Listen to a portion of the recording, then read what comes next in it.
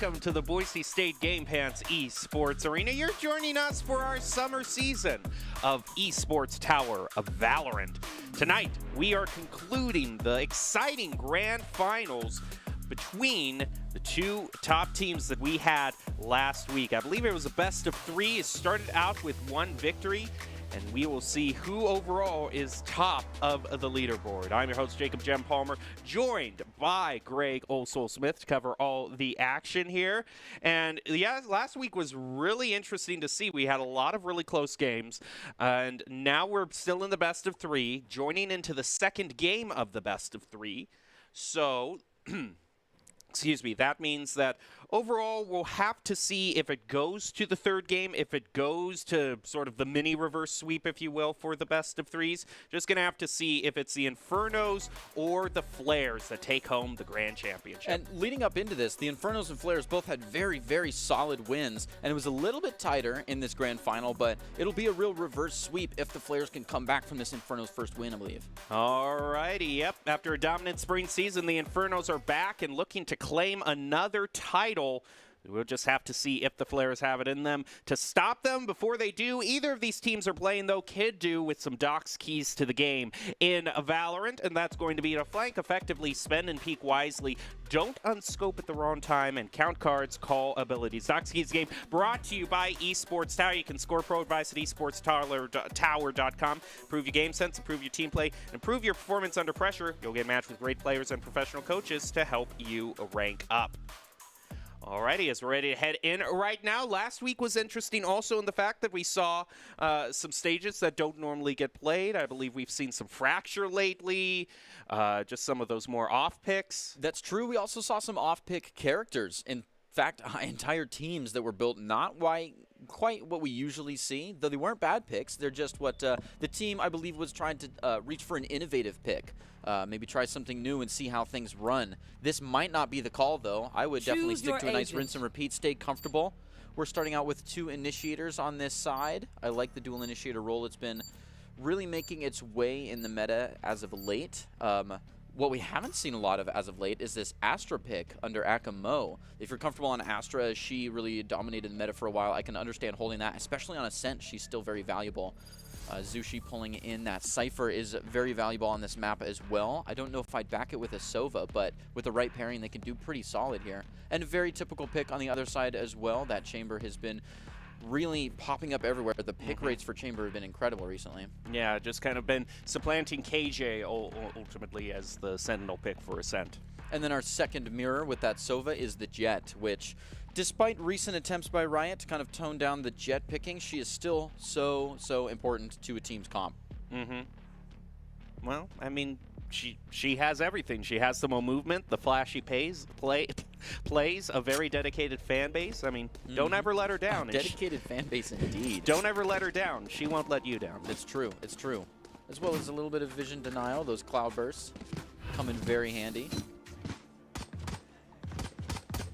All right, we see just a little bit of checking out kind of the knives here. Always got to see what you're rocking in terms of the aesthetics, in terms of the skin game. Well, especially if you spend any money at all on those bad boys. It's yes, nice of course. Get some screen time in there with them. Of course, and the Radianite to get the animations, in fact. Definitely. Yep. Well, we see a pretty typical setup here. I like this Cypher back in the pocket from the Inferno side on A. Hopefully he gets some real use out of that tripwire, though the Flares probably won't be playing terribly aggressive last week, sorry.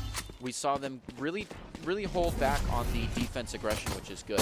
Wow, in terms of aggression, it's just going to go right through that smoke cloud and doesn't quite pay off there. Fainsy and Pryor just pick those up and say thank you. Fainsy does go down, but Pryor watches his back and makes it a 2v1 on the downs. Infernos does lose a little bit of health on their Cypher, but he's staying strong and very deep into that hole there of the spawn point, which means he's not going to get a lot of utility out unless someone pushes that tripwire, which they're not looking to do. It's really definitely a B hold here, so let's see if our Sova can get any value out of his positioning as the spike starts to move up into sight with the timer crossing 1 minute now.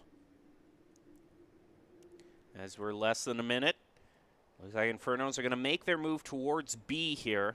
They still have the Cypher back towards spawn waiting, but in Boathouse, We have a little surprise for them. Sova is just trying to find the right angle to drop in on them. Astra spots him out, though, with a headshot. Vega is going to be taken out. Gets enough time to plant the spike. Now around long way. Here comes... Here we go. There's going to be the teleport there. It's going to teleport in, but Prestige is going to find him. Throws a little bit of a blind back into the side spawn. Is able to get Chamber. He bounces around and is unable to escape. Great play by the Infernos to turn the head around. Wow, this is incredible play by the Flares here. Coming very close. Kavito moving right in, but gets pinched between Prestige. Oh, fires back into Prestige in time. Kavito's timing is impeccable. Now moving up onto Akamo. The reload, a little uncomfortable, but he gets around the gravity well. Flicks at just the wrong time. The attackers take the first round. Hopefully they can bonus this and snowball in, but the Flares were so close that I think they could take a round as well. Alrighty, Inferno's going to have a few extra credits to buy what they want here, where Flares are going to have to stick on pistols. We do see the Marshall be brought out by Kinetic, maybe a bit of a hint. And of course, we're going to see some of that traditional, opping that we see from the Jet. Try to speed run through that Marshall and get to the op as fast as possible, but... I mean, sometimes you don't even need the op. Sometimes people just pop off so much on the Marshall. Sometimes they do. I'd like to see someone good enough with the op and comfortable enough with the Marshall that they cue the Guardian, but it doesn't happen often. Yeah, we've seen quite a few surprise Guardian plays over time. I think a few even last week, so maybe we'll see some more. Right now, Kinetic peering down mid. Isn't able really to see anything thanks to the smoke. Another smoke is going to head out there, as well as the dart from Sova. An interesting dart. Doesn't look like it pings anyone, though. It's really close. Kind of has to touch your feet to really click. So Pryor doesn't really know what he's dealing with here, along with that Jet on A side. Looks like we're going to have a little bit of a shift. Wow, E does not do well. Peeking that 2 down mid. Yeah, Prestige I don't know if he had any sort of util down there, but that peak looked pretty darn dry to me. Yeah, definitely was. Starting to move right on into A here. Hopefully that Cypher can recognize the rotation and get over to help his teammates, because they're looking a little bit pinched here. Kinetic picks up one with the Marshall. Banksy caught by surprise in Garden. Now there's just one left. Vega. Vega's up against quite a wall here. There's not a lot to save, though, so I could easily see him moving right in with the right utility. Dyslexic on him, though. Pinches him against his own utility, but he's caught. Vega's too quick. They come crawling in, though. Oh, he's pinched right at the end. That is one rough thing about playing against a full stack of people, is they can just throw people at you just for utility, just for information. Well, here we go.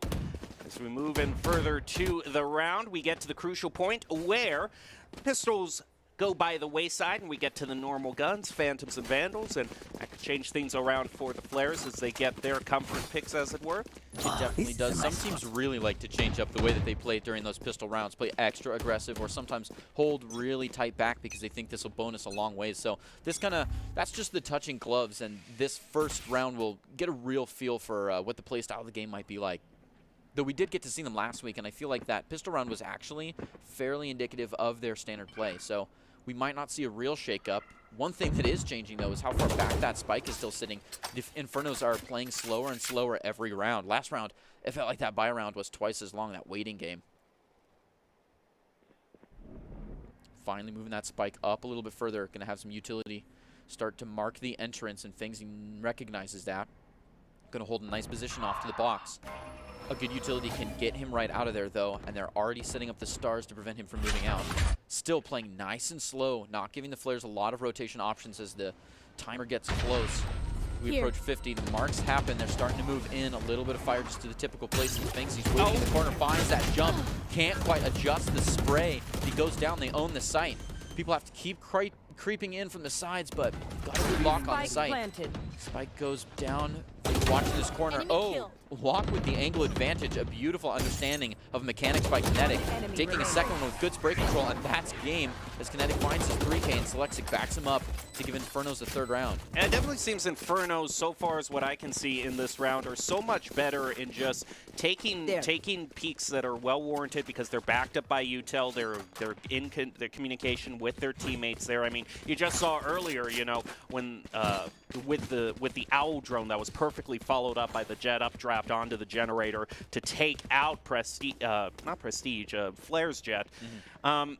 It just seems like they're working better together as a team, where I'm seeing a lot more dry peaks from players. Yeah, those peaks are really important. You can dry peak with good timing, and it's worth it. Oh, Kinetic scares off that chamber there. And the wall comes out very early. In fact, this is not even a site commit. Looks like they're going to commit anyways. Beautiful piece here. All set up, no one in boat, but they haven't checked it yet. Breach gets a good eye in. Pryor now looking against a fully stocked site. It's going to be rough trying to get in here. Vito trying to make their way into the first wall. Ooh, the cage barely saving Pryor there, but it can't hold up too long. And look at that. All 4 players on the Inferno side, or 4 of the Inferno's players, got shot onto Pryor. That was handing out all the assists.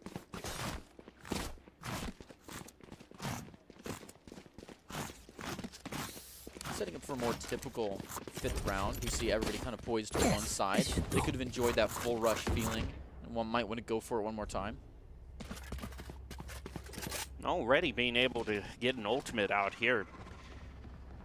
With that Astra, they're also going to have, it looks like, Breaches online as well. In terms of what the Flares have, all they have is an Empress. This Kinetic looking for a sneaky angle here up near A main. Lexic waiting for the dart geometry here and the lineup for just the right moment. And you know that they're communicating of when exactly they want to shoot this dart so they can all move as a team. There's the cue. It goes out. Ooh. Beautiful dart. Pryor, though, is going to start things off by just judging them right at the choke point. He finally goes down by Akamo. He's also going to spot out Key in Heaven. That's just a clear charge onto the point. It seems like Infernos have just been doing that round after round, charging onto A, coordinated as a team, and the Flares haven't been able to play against that. And the word coordinated is critical here. It's not just a full-blown charge where everyone dumps their utility.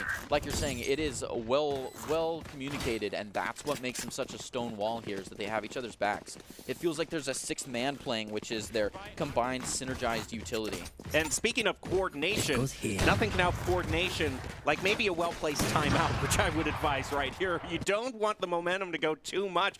You know, sometimes you just need to reset. Maybe Flares just need to talk to their coach, and he needs to kind of reset and saying, hey guys, we're a team here. You're seeing all the plays the Infernos are making. Taking a live team gummy, multivitamin for him, improve your performance thanks to the vitamin shop. There's a lot you could do to turn the tide here. There is, and I mean, if you think about it very technically, if you don't know whether you or the other team is more comfortable on this site, attack or defense, man, people are just falling here with these dry peaks around dead-end corners. That's a little bit rough. It's not TDM here. We're not playing that. Oh, Sushi very comfortable in the site's vacancy, although it was not. It's taken by Fangsel. Things are going to creep around, start looking for Selectsic here, maybe just getting good positioning, preventing that push, because they've already kind of committed to this site. We see the spike is on the way up, B main. Trying to clear out this site, but it's a little bit uncomfortable. They do take Fangsy, though. That is very nice. An easy hit on the Pryor gives them the plant for 3. Only 1 player left, and he goes down to an op by Kinetic. That is good for utility. I like that from Selectsic there, kind of changing up the peak strategy. That's also kind of a peak that not many people kind of keep in mind here. You know, most people will do a traditional wide peak, or they'll try to fake you out with maybe a jiggle peak. But I like this here that we see coming up here. They call it the Ferrari peak, where you just put the pedal to the metal and keep moving around. A little bit of the spray and pray there with the gun also. Now, the Vandal's not the best gun to do that with, but if you have a gun that's more forgiving with the spray, you normally see Ferrari peaks on like a Frenzy or something where you just roll in. I always like seeing that. Yeah. Also because I just like to imagine myself in a fancy car.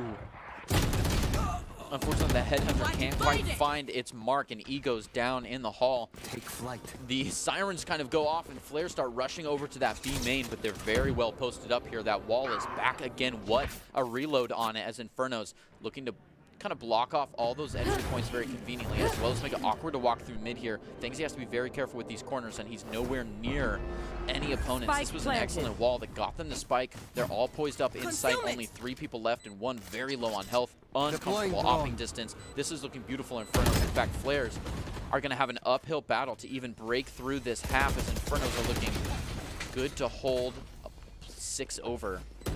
And see there, just even there, you see the slight difference of you know, you see the Owl drone go out there and they get the hit. Okay, that's great. You know where Infernos are defending from, but where's the follow-up from that? They had their Astra, you know, going through mid-market, who just got taken down, and the Jet was walking the completely other direction over to A. So it's like, even if he did get the info off of that dart hit, the other teammates were not in a position to capitalize on that at all. They had kind of already given up the game and were just going to save. Vega decides to really save here as he backs up. Oh, wow, takes the last second outro on Dyslexic, who got greedy for that kill and started chasing with the knife out. Vega gets a nice little cred boost for that, but he doesn't even need it. Infernos are on such a slide here with 7 wins in a row. The Flares now cannot take this half with an advantage. They are just struggling for points, hoping that their offensive game is better than the Inferno's defensive game by a ratio that outplays this half. They're banking on a lot here, the Flares, but look at that ultimate just bank. They've got one used right here, looking for that tour de force. Hopefully it can really come in clutch. Hopefully Pryor gets a good use out of his shadow step down in mid. That tour de force looking to get some utility. Kind of have to back off as all the smokes come out. Ooh, it's a good play from Kinetic onto E. Giving Infernos an advantage to take on the Flares in A site again with almost a full push. Lexic still keeping up the pain train, taking out Pryor. Gonna throw out that Owl drone. Might spot Key here near Generator. He's dancing around and unfortunately just out of their own peripheral vision, but Akamo's gonna clean that up, no problem. Kinetic with another, taking out Fainsy. It's all up to Vega here, and I think Vega is just gonna kind of peter out like the true Chevrolet Vega did. Poor sales numbers and just an overall disappointing performance. I think it's just a lack of the Flares' communication, because they had one person jump. I think it was Fengsy had a good read onto Akamo and was right there. Akamo was still reloading and could have had him easy, but had to change targets because there was someone else adding more pressure shooting at them. They kind of got pinched there and had no good options. Moving a little bit slower, I'd like to see the Flares communicate a little bit more, and could definitely turn this around, because Infernos, what's holding them together is what's keeping them on top. Quick out. Quick dart thrown out into mid there. Isn't going to get a ping in. He also heard the knives be brought out by the Flares with this quick, very aggressive peek over toward A short here. It's going to even it up to 3-3 for both teams. Still within the realm of possibility for the Infernos, unless Fainsy has something to say about it with these knives. Spots out through mid, is able to throw out the smoke, but he doesn't see Zushi off to the side. They're trading back and forth, now down to 2-2. Zushi got greedy there, held for quite a while. I thought, they would not quite make it as far, but Kinetic takes one more. Now it's a 1-2. Infernos, this last push to try to keep this absolute ace they've got going. A 9-0 in the making. I have retrieved the spike. Zushi, usually playing in the pocket here, finally picks up that spike, starts making his way towards A, and he's got a clean line to it. He doesn't know it, but Vega's nowhere near it. Knife out in mid. Kinetic also knives out, ready to take this site. Coming into the plant. Oh, but he doesn't go default. Oh, he had a good chance to absolutely steal it, but they're too quick, and Kinetic finds him off the side. No way to give your position away like that. That's a rough one. Oh my goodness, that's filthy. That's a tough way to lose a 2v1, is they're spread across the map. You think you have an easy shot onto him, hoping he plants default. He does get Zushi really dancing here, but Kinetic is just sprinting on through. And, oh, he didn't pick up the op. He already had an op, but he does walk away with a free op after a nice kill. Wow. That goes there. Well, at 9-0 now, by all accounts, a pure stomp by the Infernos.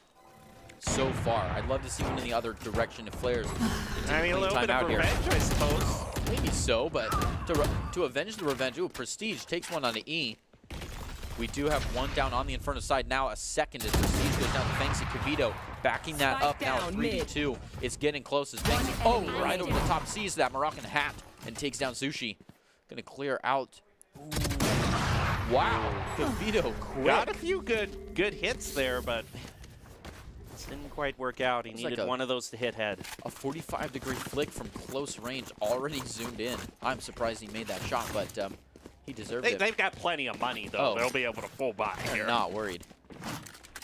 And even losing that many rounds in a row and then taking one, it's interesting because now if you keep losing, you don't get very much economy back each time. But after your third loss, every loss awards you plenty of econ.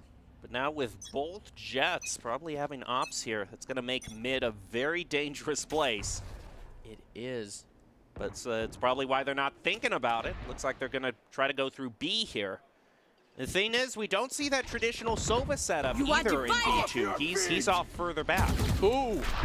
Vega almost punishes them for moving too quick. Remember, you cannot jump into a smoke until it's all the way up. Pryor, and Kavito all go down. Do not get too hot. Do not play too aggressive. It's unfortunate to lose, but letting it get to your head so that you kind of cascade those losses is rough. Big and Fengsy finally getting back on their feet are able to take Kinetic and Prestige, move in nice and slow. Ooh, a good follow-up. Fengsy keeps it moving. Akamo punishes them as the wall goes down and barely gets caught by Viga around the corner, so 1v1 the spike is down. Now's the time to just pump the brakes a little bit. Everyone has just kind of been at an all-in mentality here. And ooh, interesting. I think almost a tag. Now Viga also has one that he can use. Clock is so low. Yeah, he has to move now. This is the last chance he has. This has to be it. Still looking for info. Not going to ping anyone. Goes in to tap it. He's wrong way. Oh! Right under the ears. Zushi a dastardly hold. That is just... Oh, and of course, the waving the fan. Like a pure diva. Disrespectful. After that was the pure disrespect. Ooh. I love it. That's some BM I can actually approve of there. That was beautiful. He was lining up his shot, you know? I know. Nothing wrong in making sure you get the point. But stomping it to a 10-1. Goodness. Oh, just pierces his ear. I will rip. Alrighty. Infernos now go to 10. Possibility of going to 11, closing it out with 11-1. Pryor's just going to say, you know what, I don't care. I'm just going to get Noden and try to just go right past them. He's only going to get one out of that, but Key picks up one as well. Evened up again. Now 3-3. Yeah, and that Omen's been holding that aggressively every single time. Oh, sees just a little bit, then decides to sprint on it. Fengsy will jump right into the fray so quickly, get a free kill, and then get killed. It happens time and time again. Fengsy just play a little bit slower. He does like, ooh. One enemy remaining. The opportunist. Absolutely catches one off guard. This is really, he has no choice but to go down under here into A. Takes out one. Now he can guarantee the one-on-one with Vega.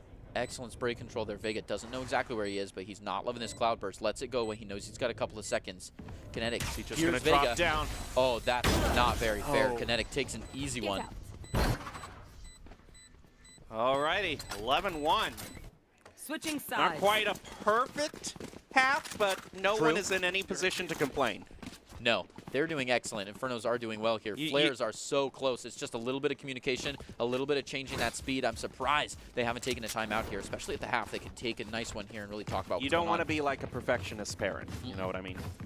You got an A- instead of an A. You're worthless to me. Right there. I don't even know if I'd call an 11-1 an A-. That's pretty intense. I know. Nah, it's Up I go. Yeah, Infernos be better. No, this is still an A. Well, let's do the math here. You need 90% or more. Yeah, 12 being more. Like if it was 10 rounds and you lost one, that'd be 90%. So it's 12 rounds they lost one. They're in A territory. That's a solid A. Ooh, Vega sees so much information there. That is rough to see. Flares got caught absolutely off guard by Infernos, pushing all through one side, just trying to sweep through the A, and they get so much off of it. They're on an absolute manhunt here. Infernos trying to shut the game down. I don't think they know they switched. They're playing so aggressive. Infernos, you're on defense. Oh, what a headhunt. Pryor now in the smoke. They know they can play this well. It's going to be 2-on-1. Caught by the jaw, just one left. Flares, can you take it? No. Wow. Kavito goes down, and Infernos move up into game point territory. Match point, and we're not even out of the pistol rounds here. Going into match point with Odin's Inspectors. One of the most dominant performances. They're pulling out all the cheese weapons. Marshall, Odin, Spectre, Judge. Knife. I saw a frenzy in someone's hands. Yeah, this could be the last one. You really have to force up. Oh, what is this? They're all in boathouse. But it might be a good read. No, they're pushing mid. Let's see how this goes. Flares. Hopefully they can take the territory quick enough that Infernos don't get anxious and move out. Either this is going to be the best moment of the Inferno's career or their most humiliating defeat. See, if the Infernos have to retake onto the Flares on A site, then they could run it again if they lose. Because they don't know that they're all sitting in Boathouse yet, though it might be a B push. It doesn't look like they've decided yet. They're walking through. Oh, beautiful. Oh, what? Oh, he takes one. How did you get that angle? Oh, caught by another, though. Okay, Yeah, there's okay, never any more than one person in Boathouse. So No. Not one, you would not never two, not expect three, second. not four, not five. And it gets one with the judge. Now looking for another one. Ooh. No, I thought the range might Spike be too much, down, but gets B. it. Looking right onto EE, an uphill battle. So much to look at. Prestige and Kinetic waiting in the spot. It's going to be difficult to get out to get that spike down. You may as well just take the win by defeat. The win by kill. Pryor goes down in the hallway of Market. 30 seconds left. Oh, he Prestige. managed to grab the spike, though. He did make it out. He's getting to A, so it is going to be a post-plant situation with no ults on the board. So they're going to have to rotate through and just take it by gunfire. Going to start setting up this spot here. That's an interesting teleport. Oh. No, I like that. Yeah, but It's very arduous. You can only do that when you've got that much time, but it works. looks like they're both planning on pushing through garden here. Okay, gonna throw out the blind. That still gets him, though. What a good blind. If it weren't for that blind, he was ready on that spot. Oh, it's not. It's more of a concuss. But Yes. the key theme there is not necessarily that you're blinded. It's just that your gun can't fire that well. You're gonna one bullet a second, which is not a good in Valorant. And there you go, Infernos. My goodness, GG go next. Oh wait, there is no next. No, this is they the took it. championship. Enjoy your trophy, Infernos. Great job there. Well, if you want to score your path to pro, ultimately going at it alone can only get you so far. If you want to increase your chances of success, you have to level up your teaming skills. We definitely saw that with the Infernos, the great communication between their initiators and duelists to just charge in and wipe out their competition. You can see how talented the players like that are. Esports Tower takes the time to create teams of well-matched teammates. I'd like to do a shout out to Coach Holter. For those of you who haven't checked out Esports Tower clubs, you should. It's the fast track to rank up.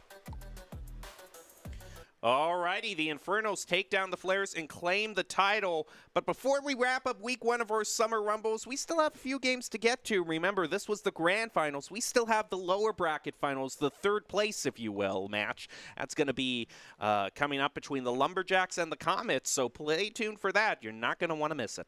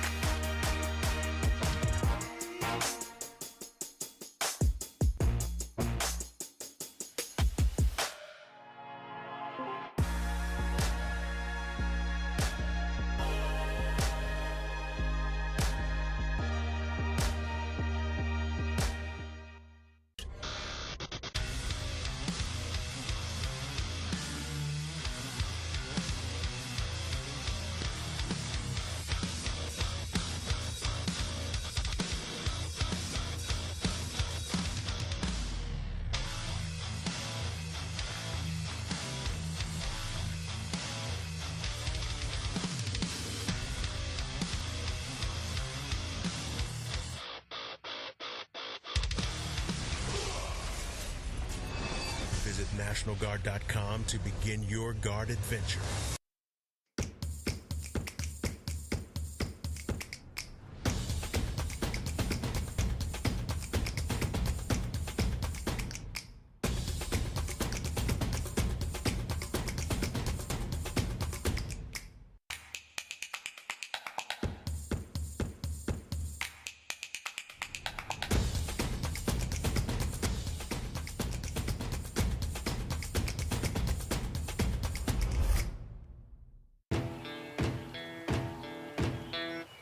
Growing up in Riggins, we have certain rules we live by.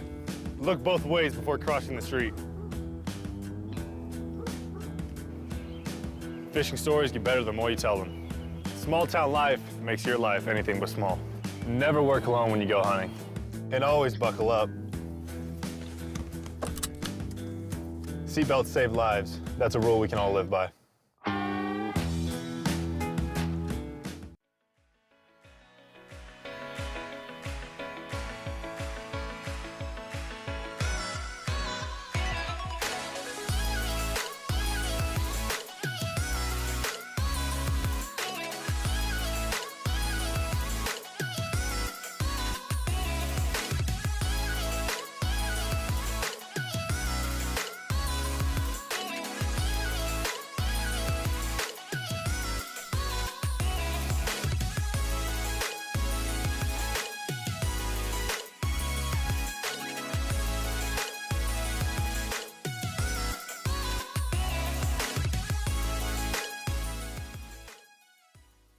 We're going to build bridges and hospitals in a day. We're going to save families from disaster and feed those left in the cold. We invite you to join us. The next greatest generation is now.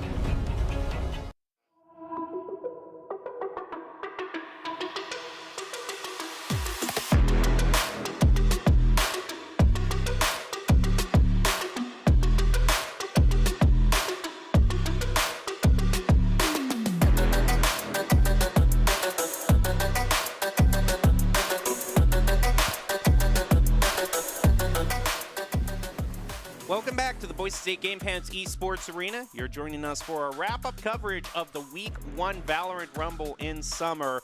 I'm your host, Jacob Jem Palmer, joined by Greg Olsol Smith. We're having a great day tonight. It's a great day today, but soon to be the evening and then the night. We just saw the Infernos pick up quite a win against the Flares, probably one of the most dominant performances I've ever seen. Now we're going to get into the lower bracket finals to see who gets third place between the Lumberjacks and the Comets. So overall, these were both players that lost their semifinals, and so we might be able to see a bit of redemption from them, especially since you said, Greg, last week the semifinal wins were so dominant. Yes, yeah, they were. They were really dominant wins. So the problem with that is, you know, the typical difference between 1 and 0. Like if you get absolutely shut down both by the same team or the same kind of level of teams, then it's difficult to say which one's going to be on top. So I could see the game going completely either way here.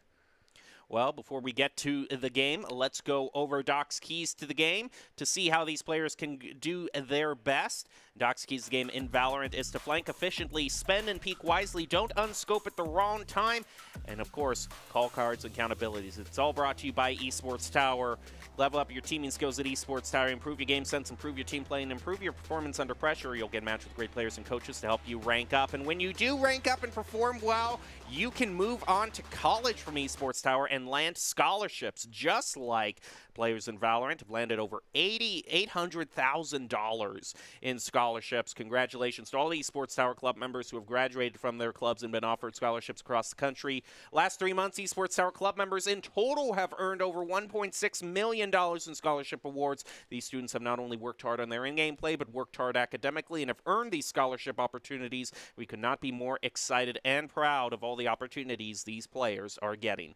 So we now move on to the matchup we have before us, Lumberjacks v Comets. We're going to see what map was chosen, which stage is going to be. And do you have any thoughts or requests in that regard? I don't. I mean, requests, I'd love to see something crazy. I'd love to see an interesting out-of-pocket play for, you know, both stage and agent. I know that we're trying to push the boundaries here a little bit, try to see some maybe less picked picks. I'd love to see that. We, you know, continue on the vibes from last week.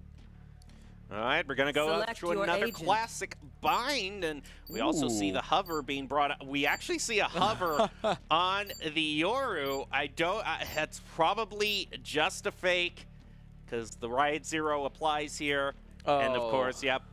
Zulzook, don't do me like that. Yep, I wanted to see the the two strangest players on the board, arguably, I think.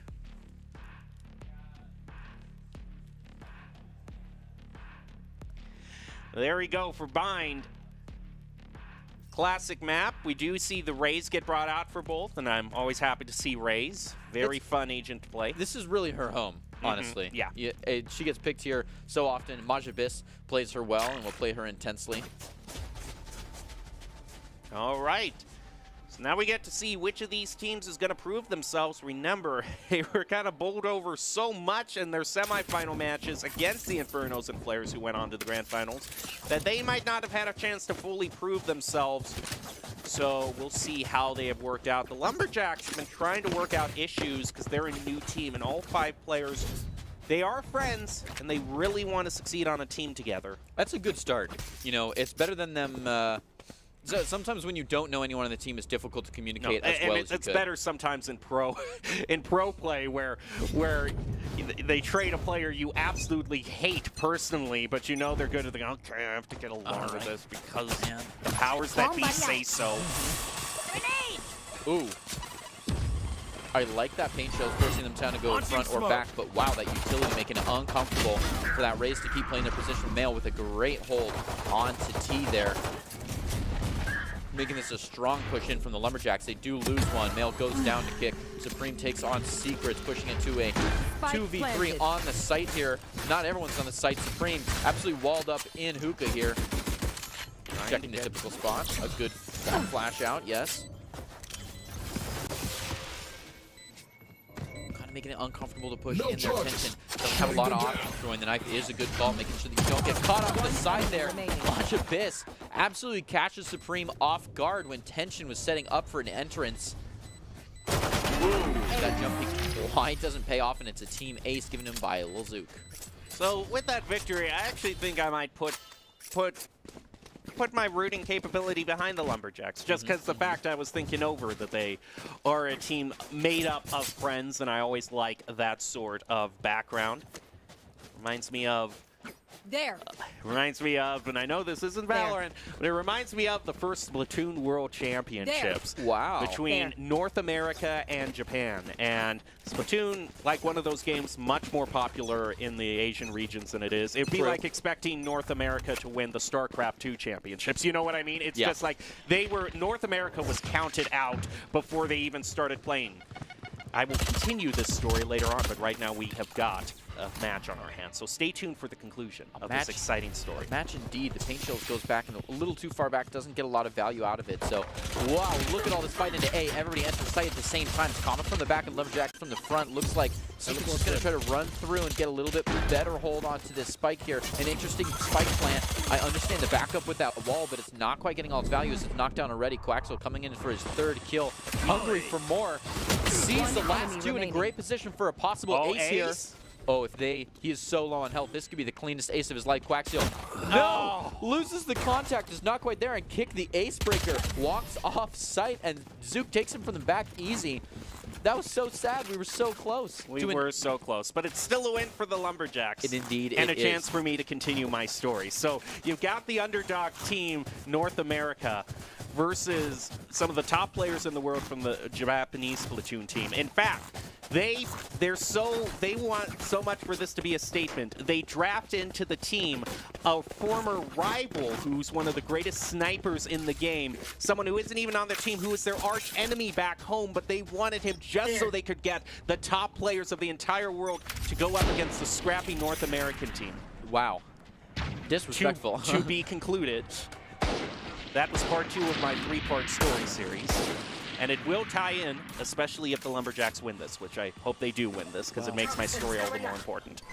Speaking of part 2, Master gets a cheeky hold onto this entrance and takes a free one. They won't even turn around and look for him, so he jumps right out and surprises another 2. Master, great timing there.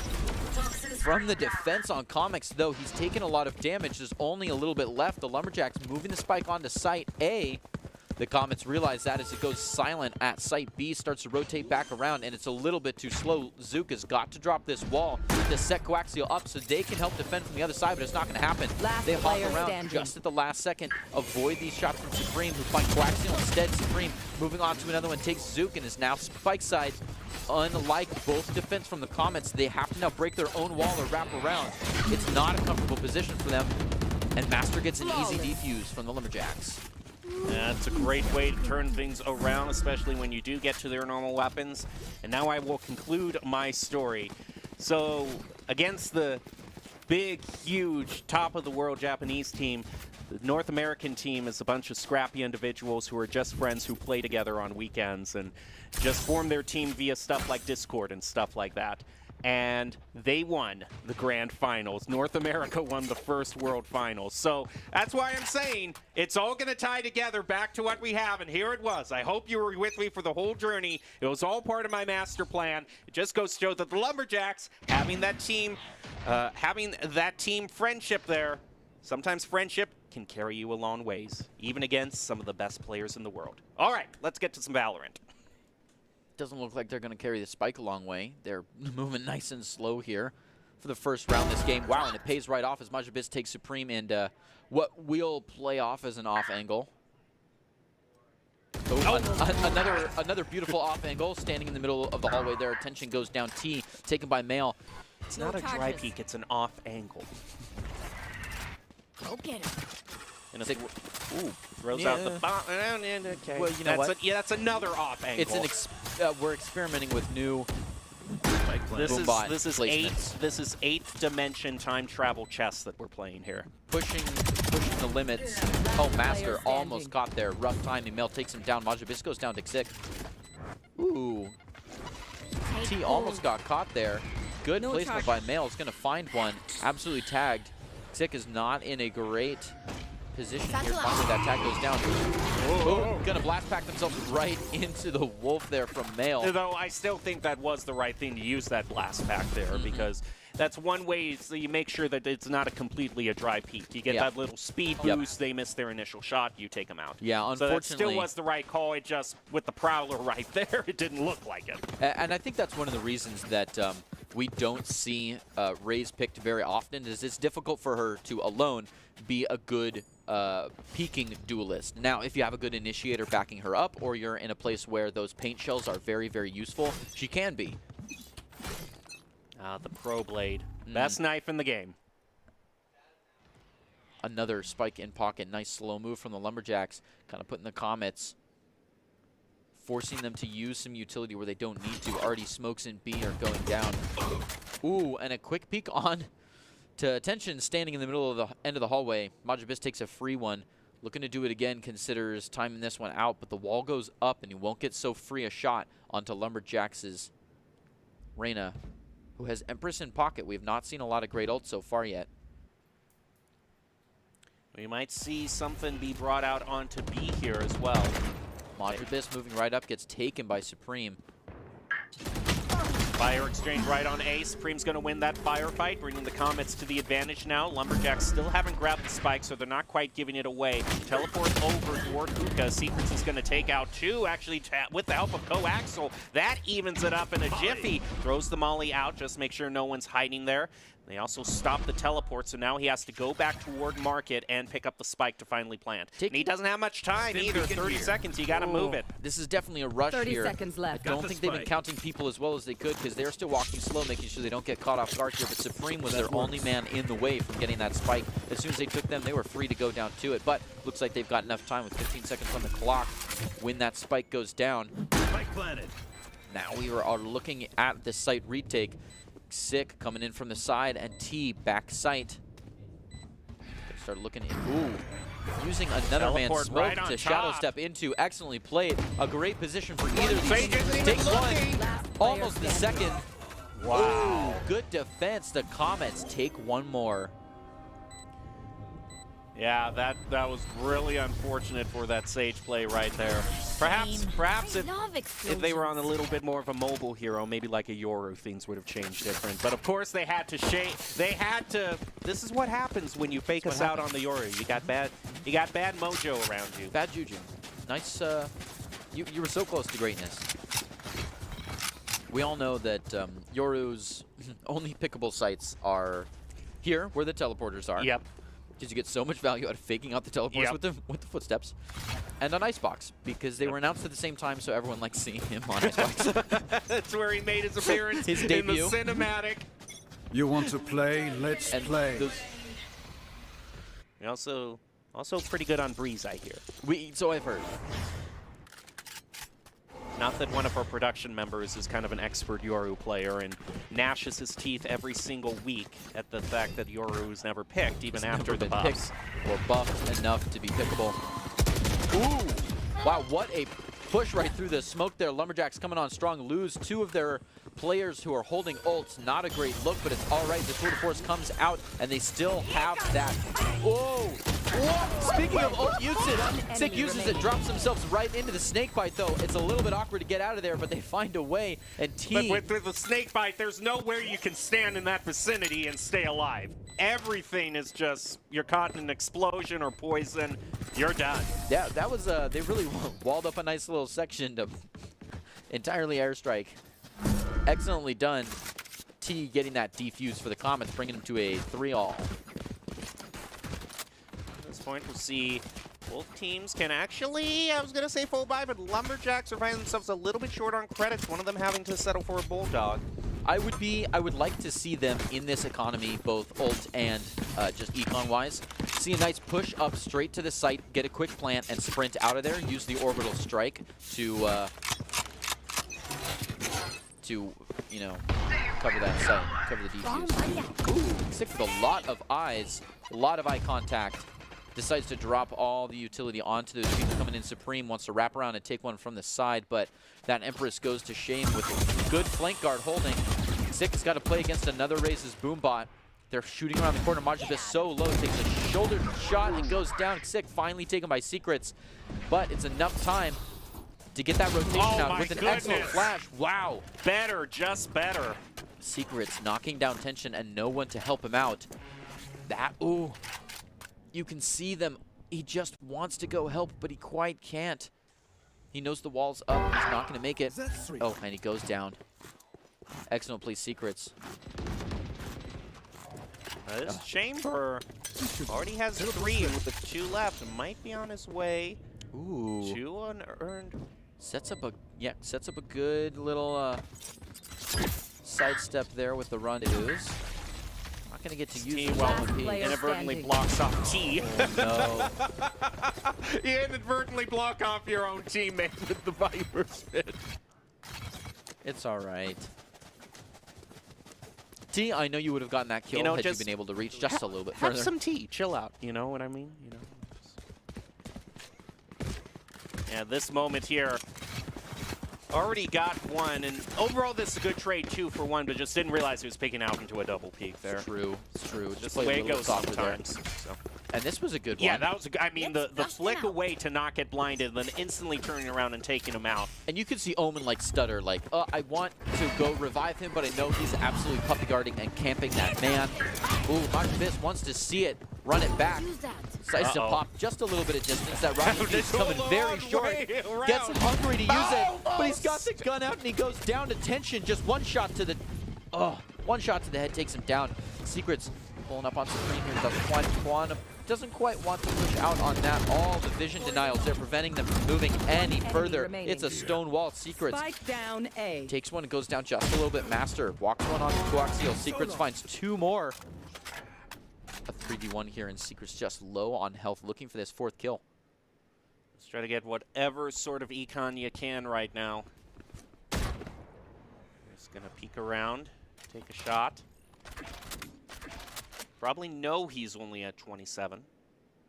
And he doesn't have the spike either. It's an uncomfortable position. Can't quite take one, and it goes out. Comets bringing it to 4-4. All right, as we move forward here, it seems both these teams very even, not really able to build up that much momentum against each other. They're answering each other tit for tat.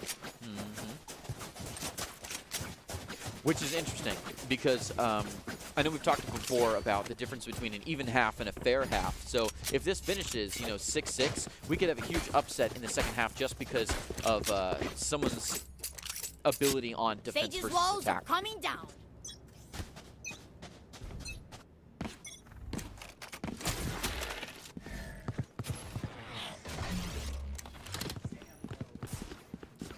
Moving forward here, it looks like they're going to try to go through hookah, as we saw Prowler was brought out there by the bait to try to clear out the way. A little bit of firing through. He's able to spot Master here. Often used kind of like the Fox from Sky. Ability is able to get one with the paint shells. Gets a second. And recharge the paint shells from getting 2 eliminations. That's always good for the Rays.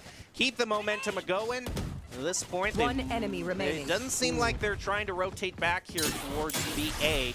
Now it's just one left, just Male from the Fade.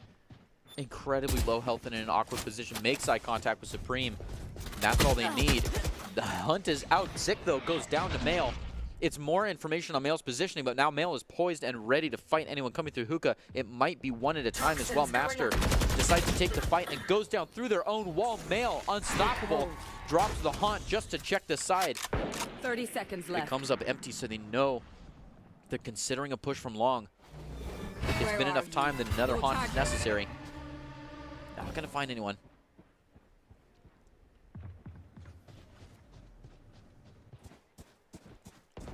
Coming up with that operator. Not quite going to be there. Goes down to the Phantom. Or sorry, the Vandal. T bringing it to a 5 versus 4. Seems like a lot of times T gets the last say. Overall, still a pretty good performance. I mean, you were 5v1 and managed to take a couple of them. Sometimes that's all you can ask for. Just some extra outros. Just try to make the econ for next round a little bit more fair. Speaking of fair econ, let's try to get a little peek into what kind of guns we'll be looking at. It's been pretty typical. Phantoms and Vandals as possible. Operators when you can. Face your fear! Ooh, there goes Nightfall. Oh no, that Nightfall does not get very much off of it. Male uses it very early and goes. He got one pick. He does, yep. Sometimes that's all you want with an old man. You just get that initial 5-4 advantage. He's going to continue on picking up a double. A couple traces. Throws out C's. Ooh. T and Sick. Holding the sight. The sight's to bop back out. Again, trying to repeat history. Oh, it looks like he falls short. Much better with those blast pack bounces. Gets a lot of ground. T now trying to back up his players. Sick and Viper. Master on that Viper. They're getting into sight here, looking to guard on this for the defuse. There's no one close. One enemy remaining. One goes down. T and Sick both to coaxial. Oh, nice. Unfortunately, he probably could have saved it. It was very, very close. But I mean, he gets taken off, too, so it was just kind of... That's true. We're going to make sure we win and take something as big as an off from them. It is nice. Very late use, though. I don't think you could have gotten the defuse out, even if they all went down. But a round in your favor is never something to scoff at as we look at a 5-5. It's getting very close here. Creeping up on the half. Can someone bonus up or snowball in these 2 rounds and have an advantage, or are we going to look at an even half?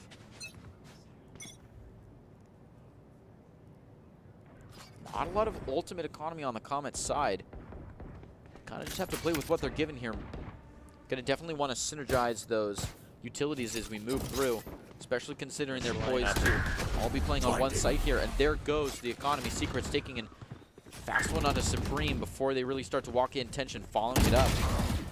Ooh, T walking on a Maj Abyss there. Wide in the open, a good flick to the side to take it. Tension not really able to walk out onto Quaxo here, and I don't think Quaxo's ready for it. Oh, the flash is a little bit awkward. A run and gun, almost Ferrari on Tension.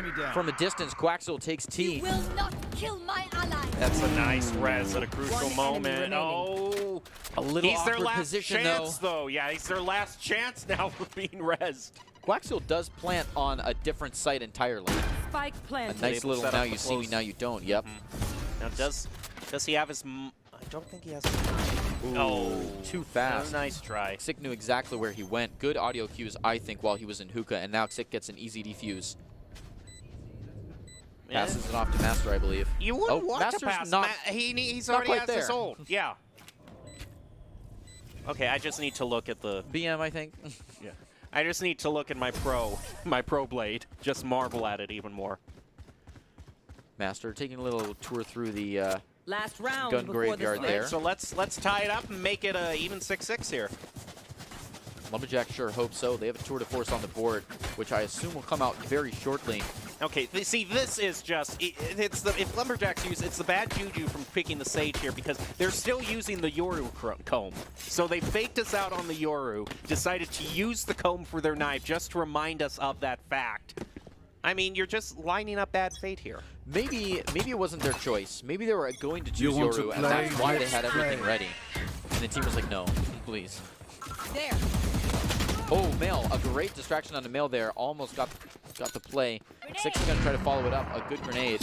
Oh, wow. That's a really good What grenade. damage. Follows up onto the strikes made to Mail just a moment earlier. Majabis, their own grenade, not going to get quite as much utility, but it does clear out that corner for them.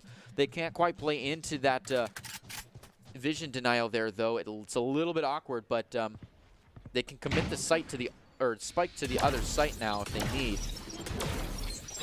This thing, we also see Raze has rotated all the way back over toward A after that great grenade.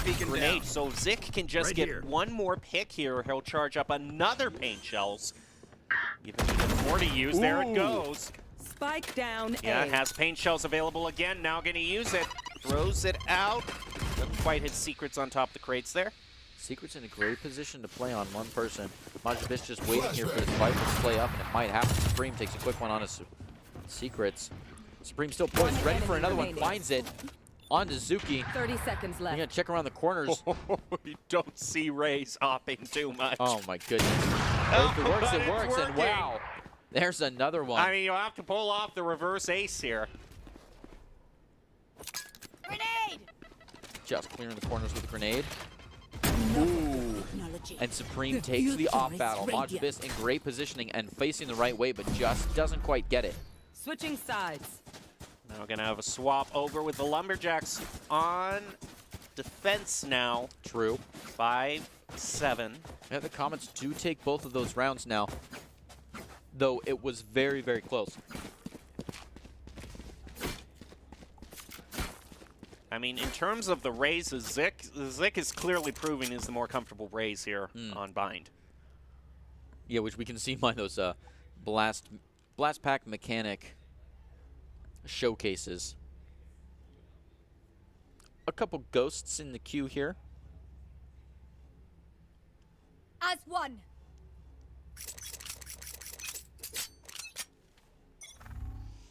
And it's up. Majabis and Zook have set up a beautiful 50-50 gambit here. Majabis decides to break it entirely and push out onto these. But it's good timing. He finds one.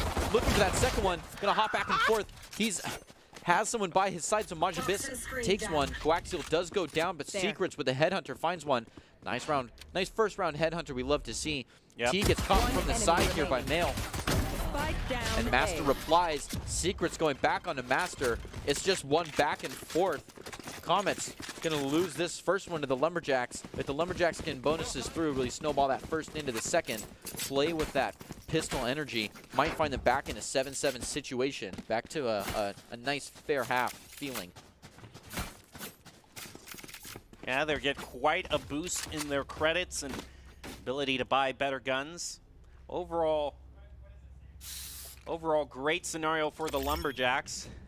Kind of a surprise he was able to get away with that very risky peek. Peek basically onto two others, but managed to, oh man, that's a jump peek there. Trying to bait out the shot there from the Marshall, asking Spike you down shall A. receive. Secrets making a slight advantage for the Lumberjacks now. They're looking to tie this back up.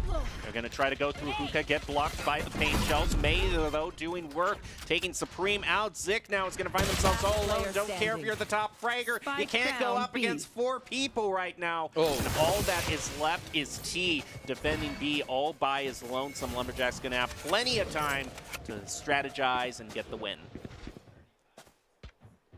Lumberjacks know the clock is on their side, though. They do not have to play aggressive, so they keep pacing in their own little spot, waiting for T to happen upon them, and here it is. Majabis absolutely poised at jaw level. No, he's coming around the mountain. Oh, but T doesn't want to push that. He's reconsidering it. The timing almost there. Mail plays aggressive now, going to try to catch him, peeking out this 50. Oh, but it's... Oh, so close. A good thing Secrets was behind him with the Headhunter, because that Prowler was almost his downfall. Secrets does take it, moving up to a 7-7, but more than that, this means that the Lumberjacks have found 2 rounds in a row from the turn of the half, so they're going to be able to bonus some weapons in, looking for an easy third. Might be creeping into the eyes of a 7-8. Hopefully the Comets can push back hard enough to kind of stop that utility here on this bonus. Oh my, I see the Rays right now. Maja with the op there. Odd choice, but we saw Maja earlier, you know, do pretty well with that op in a 1v5. Didn't win the round, but still got a few, you know, very quick picks off with it. So maybe you can. It's just so much more clunky if you give it over to the Rays when you have a chamber on your team who can just teleport away. So we'll see. It demands that Maj be very accurate with the shots. He has to get the picks now to get the mileage out of that op. Ooh, good shots by T, but not quite enough. Coaxial finds one, goes crazy on the next, taking sick. Master replies onto him though, holding right up against this wall, and we start to see that spike go down. But wow, Master takes to Zook, protecting that plant. So the plant does come out, and now Supreme Picked up the op. watching, waiting for them to move back and try to clear this site out. I Nail. know. Ooh, Nail's going to be his first fodder. No one wants to take that rotation. Spring doesn't see. Doesn't quite see that one. Misses his shot. He had one shot with the Marshall and misses, allowing Supreme to take him out. Tragic. Just almost had great positioning there. Would have been an easy way to take the round, but man. Now looking at that 8-7 we talked about. Comets was able to shut down the Lumberjacks' bonus. Not looking good for their economy there. Now looking to play aggressive onto that ace short again. No one likes the bath. All right, here we go. Ooh. Might see a pick on the secrets if they keep patient, but it's not going to happen. Start to back up. Mail now playing onto this bath, sees T. The eye contact continues as they play a little bit of cat and mouse around this corner. Mail going to back way up T as well. Mail comes back around. Nobody likes the A's feeling. Start to go to B long, taking the spike in a long toe.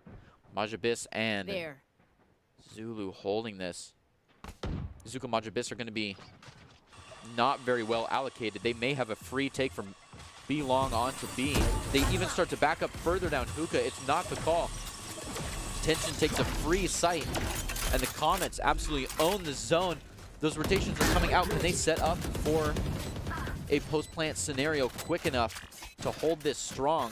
Looks like they've got some good lineups in pocket as they start to back way up. Nail with a fresh look onto T as he tries to multitask several angles. Then comes flying around the corner and takes another one. Bring them down. Ooh, watch these corners. Almost taken by Master. And there it is. Coaxial, on the other hand, taking Supreme, bringing us to a nice 2-2. One enemy remaining. Ooh. Coaxial just barely protected by Last secrets, player standing. but keeps pushing blind into these awkward several angle peaks. Knew that the Molly was going to work out for him, and that's going to drive us to a 9-7. Comets recovering from the Lumberjacks' initial surge here.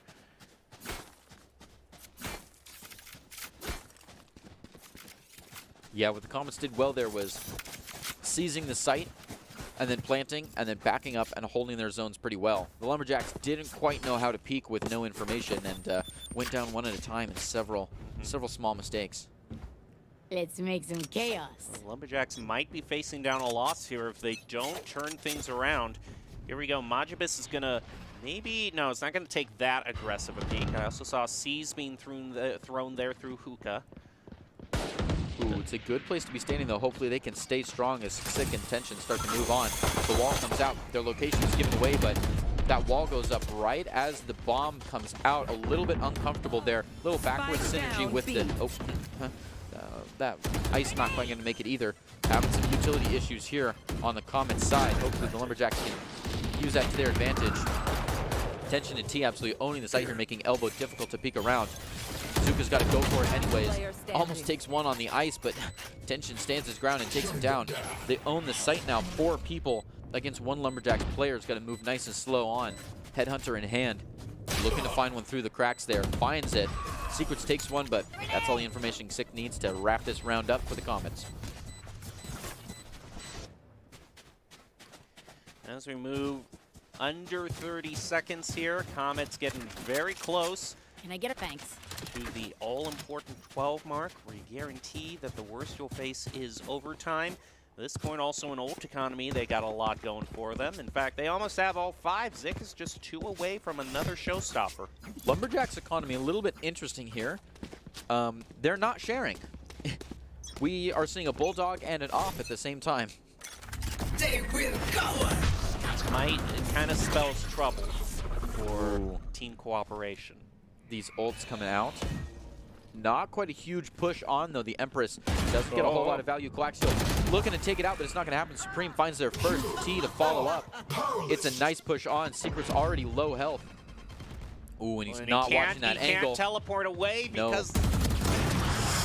Ooh, Supreme takes one more. Looking in the eyes of Secrets might take him Zoop to follow with. He's going to pull that Op, or, well, the Bulldog decides to take the Bulldog instead of the Op. Interesting choice. Interesting choice indeed. I guess that's why they queued with it. They're just comfortable enough that... ooh, that flash not going to find any value. In fact, it was almost a self-flash pension now. Forced up because of that ice. Secrets can't really help him out, but he doesn't need it. Finds that kill now. Turns around and takes T right out of the path. Looking for this defuse, but... Oh, is he... Master with an easy one. That wall could have been a little bit earlier. Left. Does he realize, though, it's already been half? I think he maybe does. Good timing. Beautiful play around the wall. Little bit of a celebration there. Well earned there. Sage Wall just not quite placed perfectly. And because of it, the Comet's taking one more there, protecting that spike. Oh, I was worried there that he would just kind of not assume that it had already been defused halfway there and just say, I'm just going to rely on the snake bite, when that wouldn't have been enough. Yeah. Good to see them not playing backseat like that, you know, getting up aggressive on it. Now we see, again, holding the comb of maybe someone you should have been playing as all along. I don't know, but just I'm just saying, well, could it have gone any worse for you looking at it now? I mean, really, there's nowhere to go but up, so you might as well not put some bad karma on your side. Majibis, furious. That Vandal fitting like a glove in his hand takes 2 long-distance shots down B long, owning the territory. Comets can't push up that. They have to play against Xic, because instead it's not going to happen. Lumberjacks spread thin, but they're still considering B site. Oh no! Quackthrough the dirty one. Oh, milks him right out. Looking down 3 of them. Doesn't find it. That is insane! It was a strategy all along. And Majibis and Secrets with the Tour de Force and the Op take close distance. Just absolutely muzzle berries those snipers with. Just pinched entirely. How and do you mess doesn't even that care. up? How do you mess that up? Shame you had to die, but oh, that's so uncomfortable. I need to see where he was aiming there. The only thing I could think of is that he just he hit them all in the feet. He had the right gun for it too. I mean, yeah. Here we go. He had the Ares. He just. Okay, where is he aiming here? Just right between. I think. The problem is you see 3 targets, and instead of treating like 3 targets, you treat like 1 big one, and then you aim right in the middle. Sure, yeah. You can't aim in the middle of 3 people and do any damage. No. So you know that was an excellent hold for a judge. Heartbreaking indeed.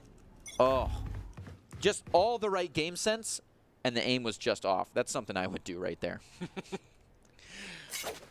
Well, it gives the Lumberjacks a well-needed reprieve from the Comets' winning streak. Ooh.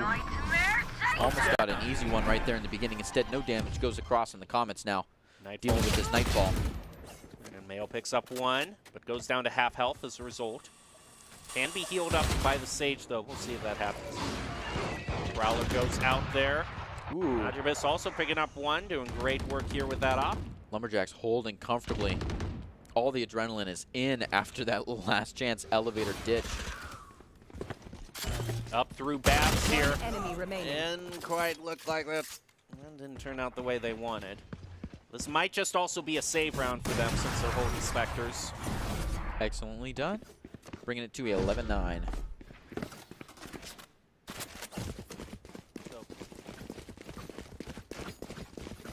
Oh, Majibis finally making that op work. All questioning whether they would have the right aim or be able to make up for the lack of movement abilities with that op, and overall is getting the picks they need. Well, they had some beautiful aim last turn down B long. Took a quick 2. All right, look at this, dare I call it, team fight here. As everybody's ready to go A short. Attack and defense. I'll find you. Mail with a great haunt, hopefully finds some. Ooh, Sick makes a little bit of eye contact with Secrets. Still really hasn't tagged anyone. In fact, I think that's just driven them all over to B instead. Yeah, that Prowler's not going to find very much, sending a second one anyways. Ooh, starts to track down Sick, but it's not going to happen. They definitely do lean toward B, starting to look into this hookah. They've baited the 50-50 already. I don't see any vision denial coming out of B's walls. Oh, That's a the nice knife knife. does.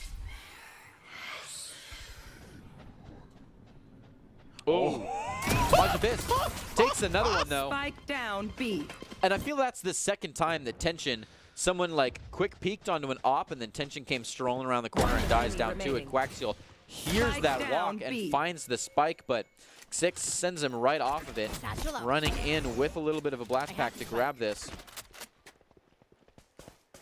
Gotta work all the way back up, though. Already 2 defenders holding that hookah. He's going Might go to for meet the A Maja, rotate. though, who's rotating over with that op, though.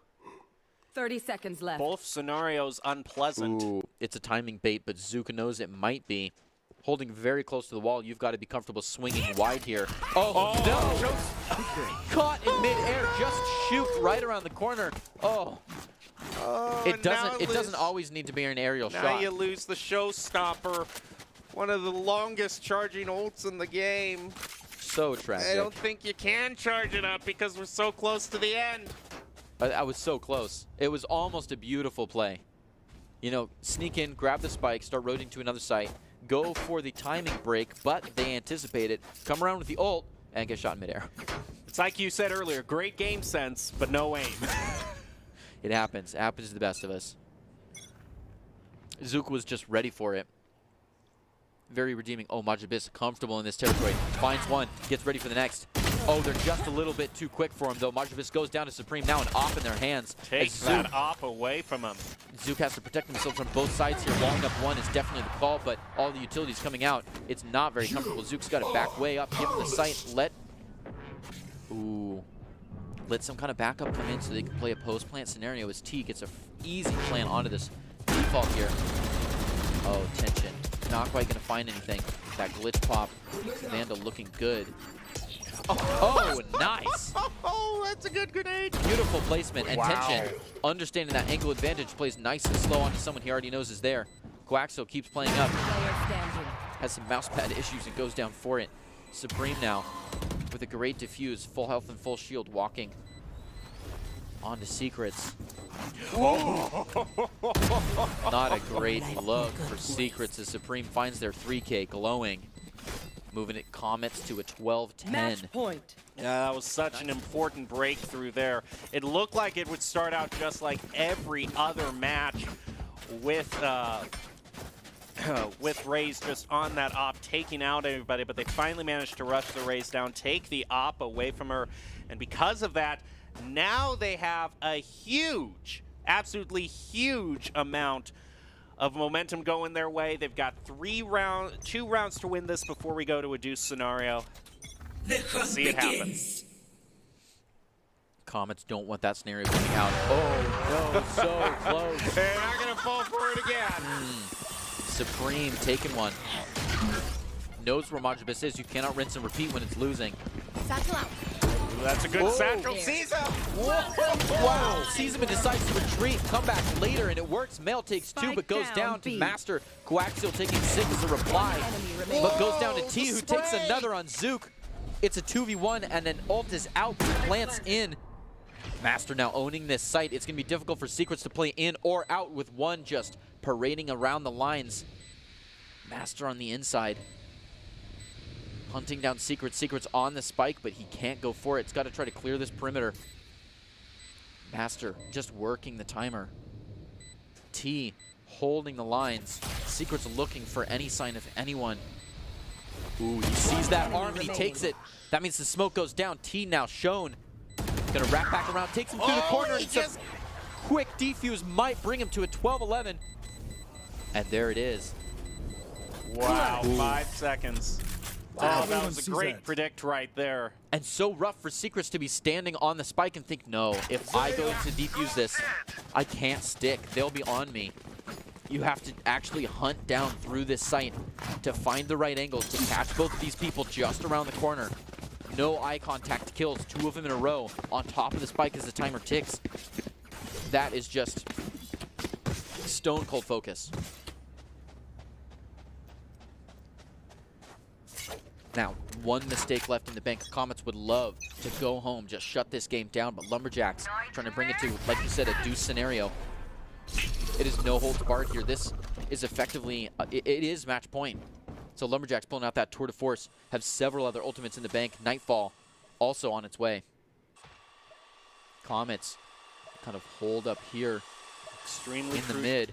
Extremely crucial round for the Comets. They have to win this or else we're going to an overtime. Meanwhile, in mid-market, we see Mail trying to take a sneaky angle, but Zenshin had the opportunity there with the Odin to catch him. Isn't going to be able to do so. Now it's up to Masters. Masters going to take the, almost gets caught out, throwing the C's there. Is going to throw out the Prowler instead. Lumberjacks lead this 4-3. Comets gasping for air, and that res is going to make it only worse. Lumberjacks, we might be going to overtime here. Mail picks out T, but it's answered back by Zik. They still have a little bit of life in them. Comets gonna maybe try to rotate through Hookah now. There aren't that many people on B. Lumberjacks are gonna rotate over, but it looks like they might head back toward A.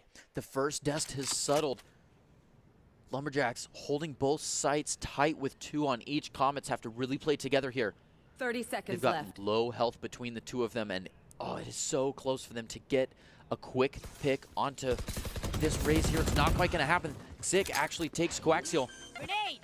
Gets another paint shells. Grim throws it out, doesn't find anybody. The rotation's there, though. They're playing an uphill battle, and the pinch is coming out. Master, though, reads it, is trying to take out this one player here. Might happen. Machabiz bringing out that ult. Could find him. Ooh, it's not going to happen. Master. Oh, and he runs past him. Walks through. It's a Hail Mary fire into no one, and Master takes him from the back. Now it's just a 2v2 again.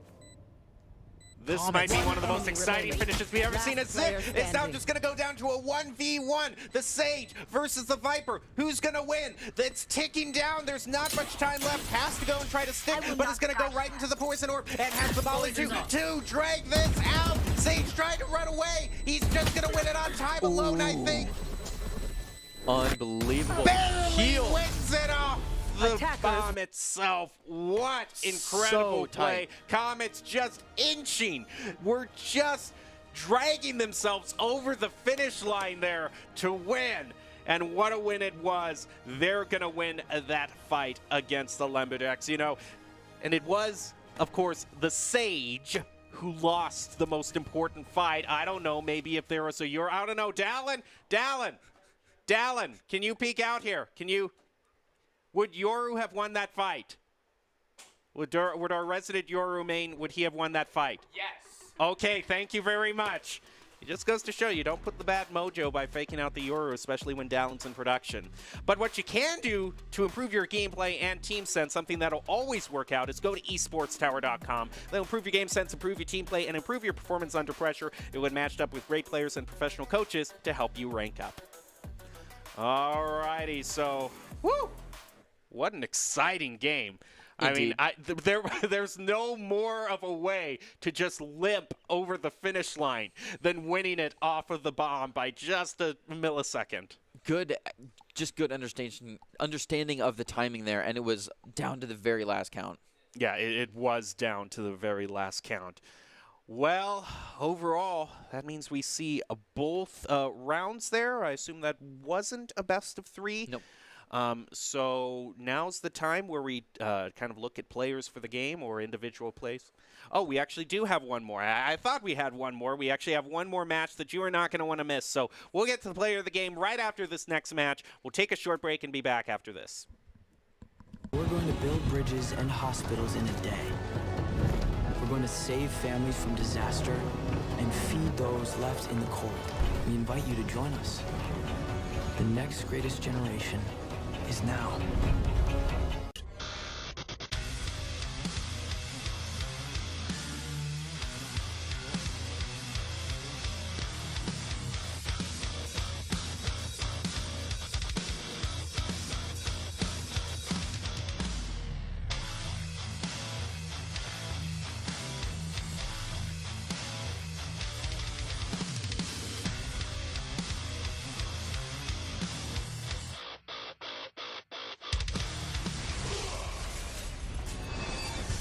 NationalGuard.com to begin your guard adventure.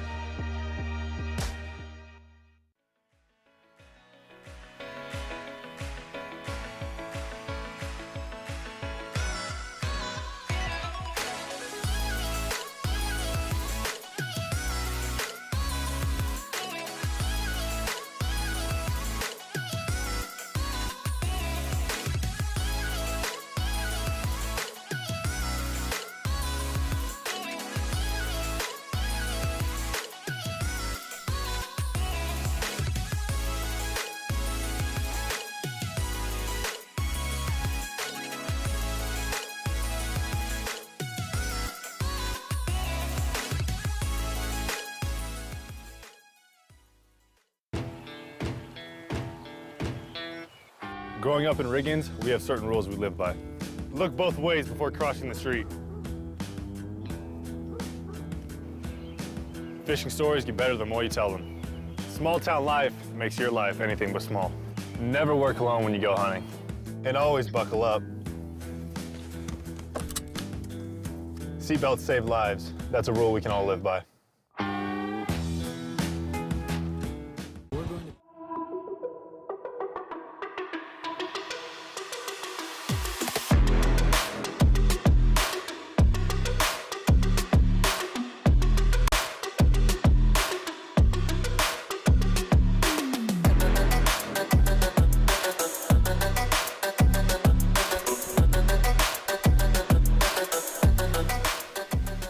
Welcome back to the Boise State Game Pants Esports Arena. We're currently hosting the first week of the Esports Tower Summer Valorant Rumble. Looks like now we're going to be going for the final, the third place match. Now, I'm sorry, I made a bit of a mistake there. I said last round was the third place match. That was to decide who would get into the third place match. So now this is the true third place match with the winner from the last match we just saw. That's going to be the Comets taking on the Flares, who lost the grand finals here. So we'll see who overall wins, who gets second and who gets third, I suppose, is to determine who gets those placements there. But one more final match, but I think we have to talk about the real lesson we've learned, is that don't tempt fate by hovering the Yoru and then not picking Yoru, especially if you got the Yoru Coma equipped. You'll tick off production, you'll tick us off here on desk, and you're just going to have every little bit of karma against you as you go forward. I think it's definitely testing fate to queue up that Yoru and then decide not to, but I actually back the Sage decision. The rest of the comp, though, may not agree. I would love to see Fade match with Yoru. I think that could have some dastardly potential, but oh, look, sticking to something tried and true is definitely a good call. There's a resident Yoru main staring a hole into the back of your skull. Yeah. I mean, if looks could kill, my goodness, he was giving you the stink eye there. I think they need to buff him one more time before he can be used. maybe not everyone agrees with me, but... But you know what everyone will agree with? Doc's keys to the game in Valorant, and that's to flank effectively, spend and peek wisely, don't unscope at the wrong time, and don't chicken out on the Yoru. That's it. Doc's word has come down from above, so let it be said, let it be done. It is law, and it is brought to you by Esports Tower. You can level up your team play skills at Esports Tower. Score pro advice at esportstower.com. If you want to be seen by expert college recruiters and talk directly to sports industry insiders like pro athletes, team general managers, and game producers, then you should join the club. Esports Tower players get access to industry insights, and with our featured rumbles, recruiters are taking notice too. Okay, Now, let's get to the final match of the night. See what we're playing on. See if anyone, in fact, actually picks Yoru this time to try to reverse the terrible, tragic fate that the Comets had last time. We're just going to have to see. Let's get into the match and see what we're going up against. We've seen 2 maps, both classics. We've seen Ascent and Bind so far, both classics. Yep, I'd like to see something interesting, a little more innovative, especially if they're looking to pick something out of pocket like Yoru, or maybe some interesting team decision picks like some matchups that we maybe haven't seen yet. I know we got a little bit of Fracture and a little bit of some other maps last time. Looks like we're going to just play it back with Bind. I guess if it ain't broke, don't fix it. Some pretty typical pick here with Tension again on the KO. Xic again on the... This is actually an entire just repick. All right. From the defensive side, looking very comfortable. I like Ellie on the Sky. We see her playing that one pretty often, actually. Yeah, as we move forward here, another pick on Bind. No We save haven't this had time, those for though. weeks. Pick them up next time I go to the store, though. And overall, overall, as we move forward, we're ready to see who is able to recover more here from the loss that they had, whether it's going to be the Flares or the Comets.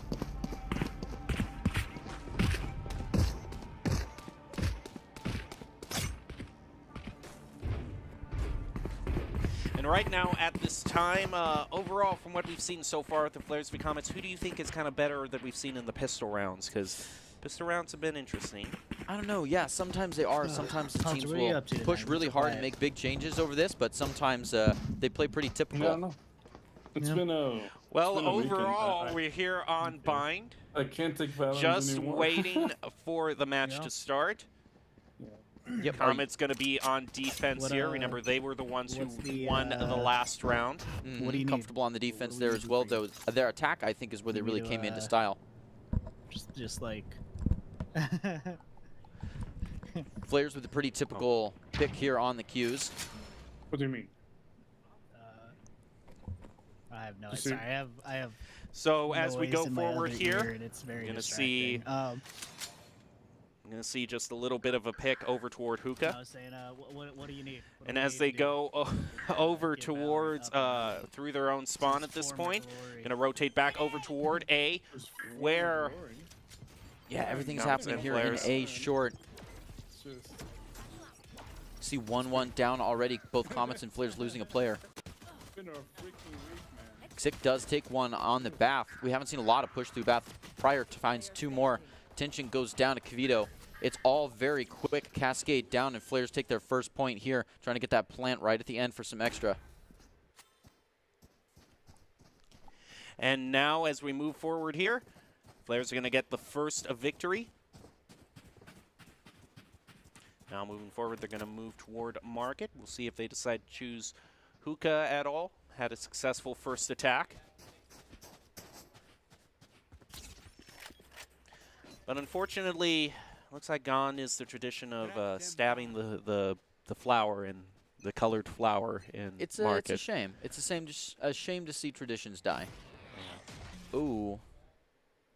Not a lot of information on that knife down into A mid, but ooh, Tension. A quick death from Tension on from Pryor. Pryor not really considering that there might be someone else watching that angle, and he hops right over another player. It goes down to Supreme, and Ellie, on the other hand, does find Supreme in a quick reply.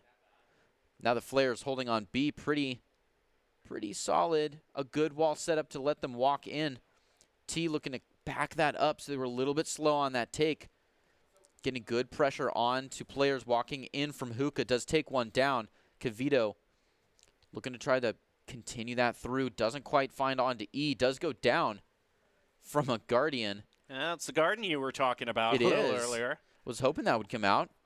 Now Master is going to be the only one left for the Comets here. Desperately rough one. playing a retake. No one wants to Ooh, be. and they're playing aggressive onto him, holding that Bulldog, not quite keeping up that spray. Fangzil goes and takes that round for the Flares, looking to bonus in some things at 2-0. But things always can change around after the pistol rounds. We'll see if it's just a good start for the Flares or if the Comets, in fact, have any staying power at all. We'll see indeed. Remember, this is a best of 1, not a best of 3, so 1 and done here. Very true. The Flares are looking to swing that all the way through. A nice 13-0 would be comfortable in the Flares' pocket, but to do that, they've got to have all 5 players on board. There we go, Ellie coming into style. The old wait till window's up to go. A nice another push onto A-Long, maybe a good read by the Flares as the Comets. Hopefully a win here will give the team a great performance boost. Almost as great a performance boost as you can get with BodyTech Electrolyte Fizz, high-performance energy drinks with no caffeine or artificial stimulants. Maybe that might be all of the difference here, but they're going to run into a brick wall of defense here as Supreme and T get the first 2 picks, taking the Flares down to 3. As they continue on here, they're going to head through the teleport here, trying to make their way over to A, but in hot pursuit, we've got the 2 duelists from the Comets actually thinking before they go. Okay, now they go through the teleport. Going to try to pinch them in here on site B. Ellie looking behind into spawn, a little bit unsure. E takes them out, Master out. That's going to leave Ellie all by themselves. The defuse is going to go through. It looks like they have the backup to just stick it here. No, they don't. There's a double that's just going to go through. Oh my goodness, still has a chance, but is going to be taken out by Supreme, but a valiant effort nonetheless. Ellie has the gunplay to be an excellent help a little bit earlier on, but they were just not comfortable pushing in after hearing that teleport sound. They knew they'd be multitasking a couple angles there, but just a 2v2 turned into a 1v4 too fast. You've got to be confident to move into that site when you still have a player on that site willing to watch your back. Instead, Ellie kind of let it slip and then was playing an uncomfortable game. Was able to clutch out a few kills, but was just absolutely swamped. You might get that first 1 or 2, but then the info's out about what you have and where you're at, and it's difficult to keep playing that through. So almost got another point there, but now it's Comets 1-2. Flair's very spread out this round, a very typical fan. Ellie sliding in at the last second to take in the ranks, letting them push up in A-Long here. T with a great hold onto this angle. As soon as that shadow goes down, they'll be looking smooth onto quite a few players.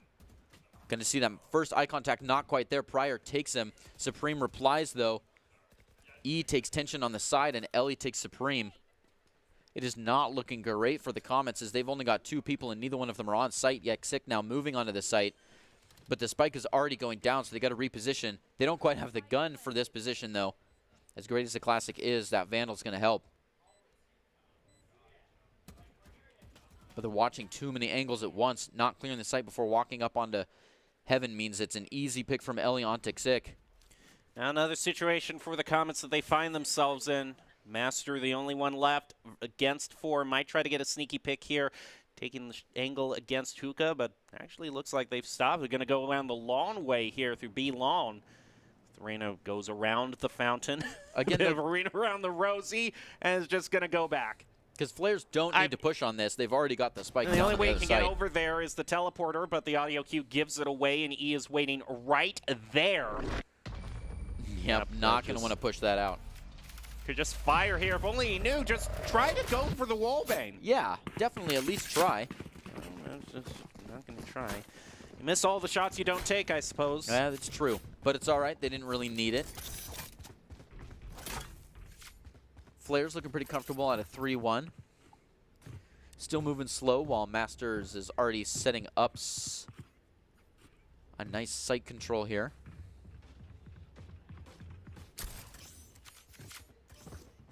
Wall going out to really slice up that territory in the branches to Hookah. Hopefully that can get some value out immediately as we start to see some of the Flares poking up through that market area. Snakebite all loaded here. For the right, actually is going to see the dart and be taken out of that util. Meanwhile, 2 pickups for the Comets, answered back by Ellie, making it 4-3. All the Flares have their ultimates right now. Try to get onto the point. Ooh. Trade between is going to leave it down to a 2-2 now. Master's just been sitting here all this time waiting for the Snakebite.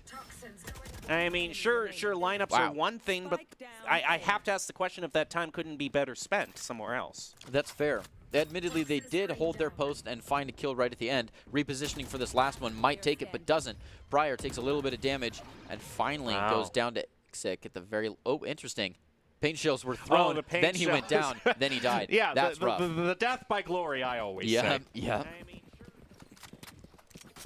Oh, yeah, I wish I had a better look onto how that happened, but in a nice 2v1. Yeah, I would like to see when the paint shells were thrown out specifically here. Master sees on a prior. Then you see that first damage. It looks like he walks into it. Okay. Go out with a boom. All right, 4-1 for the Flares. Great start for them. At this point, also, we see the comments. We can see T here only has a Spectre, so this is probably a save or a half buy round there. So Flares could easily make this 5. While unless Supreme has something to say about it, is going to take out Prior. Quick rotate around. T is still trying to decide whether they want to defend A or B, because we might see a bit of a split push. This Chamber Fangzi, that's a crucial pick up there on A short, might divert some attentions over toward A, because Flares look like they want to push on to B. That 1v1 does lose the Flares some push onto the Comets there. A little bit of options lost as that post-plant ultimate goes down. T able to take on to E, losing them another ultimate because, wow, look at all the ultimates in pockets here. You can definitely use those when you need. There's the Seekers coming out. T, ooh, doesn't quite grab the gun in time. It goes down. Extension trying to, has the possibility to maybe get pinched out here. Actually, look at that. They're both jumping around. What's happening over there at the corner? Extension just looking for anything right around the corner here. Master takes one on a Kavito. A good flash, but you can only flash in front of you. When there's people to the side, you don't have a lot of options. Look Master, at how so close. Fangzi just barely bailing out his teammate here. Look at how low that Sky's health was.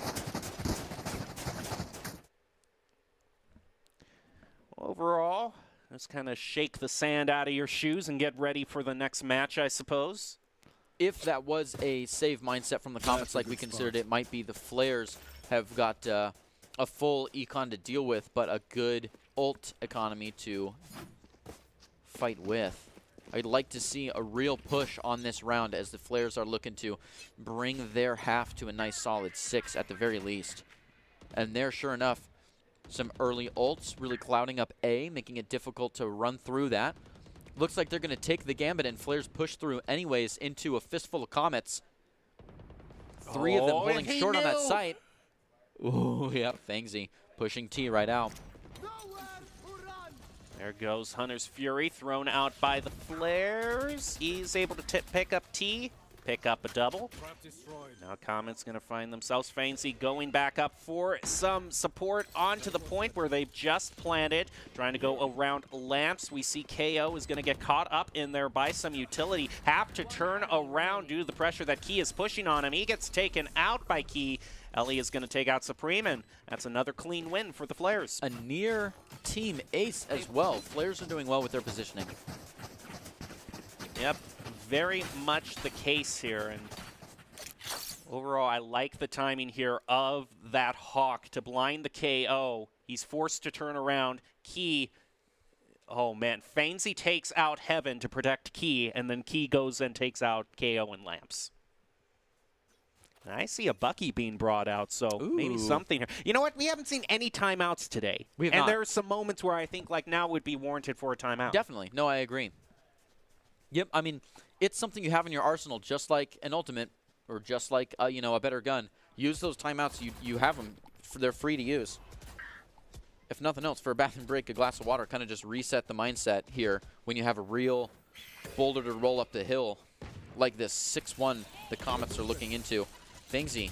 That's so aggressive. Wow. Coming around the mountain. Fangzi takes an easy 2 and poised, ready for the next one. Extension might be his next target. They only have pistols here. And yeah, you can't beat that. Yeah, I think they realize it's a save round for the Comets and are just playing so aggressive because of that. Can't take out Ellie there, and 7-1 for the Flares. Now this would be, I would think, a good time, because that was your save round. This is probably going to be a full buy here. Take the timeout now, because you need to plan out your strategy. But they're probably not going to, because that's just kind of the day it's been. Some more ultimates just waiting in the pocket. Don't let those go to waste. There's another Yoru spray. I think they're trying to tell us something here. The people like Yoru. They do. Sometimes he's... And we were talking over the break in production. They were talking, you know, hey, paired up, Yoru Fade can be, you know, can be pretty. It could be. I'm never going to convince Old Soul here. I could press all the proof I'm going to be an Old Soul's he's the Yoru skeptic here.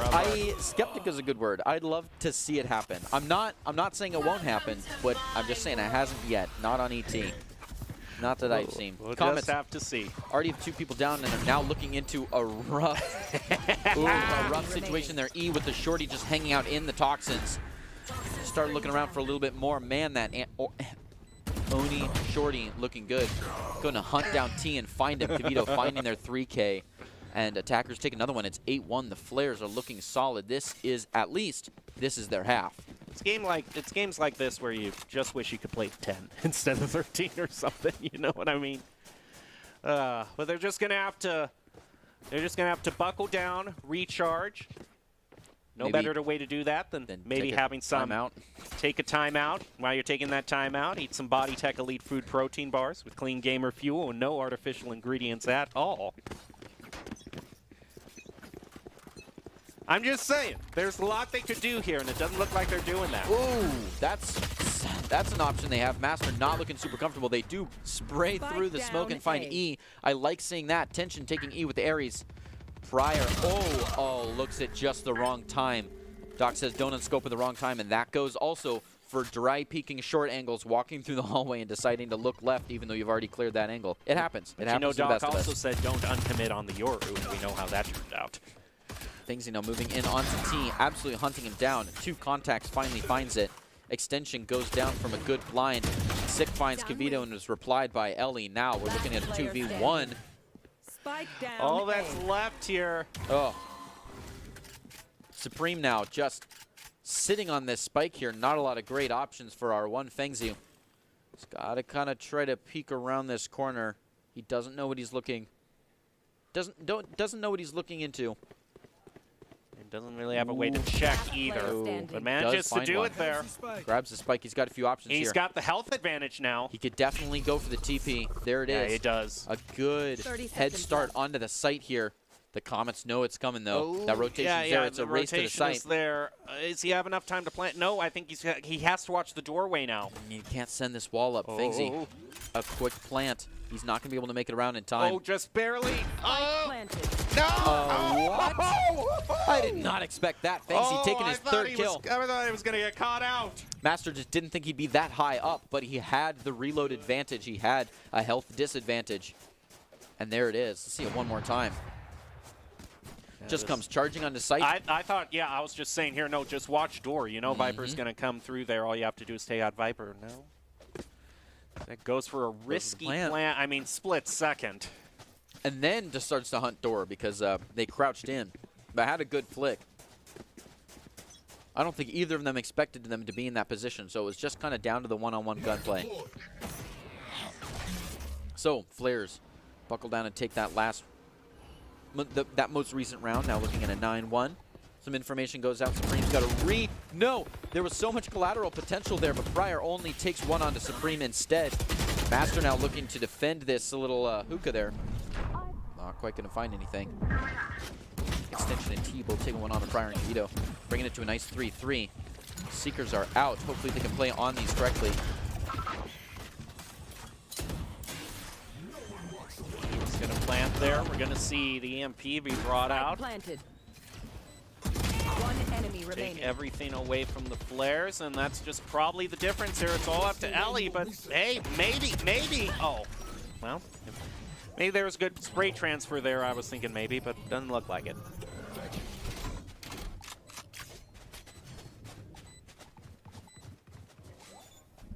Well, every great rally has to start with round one, and Comets have done that, bringing it to 2-9.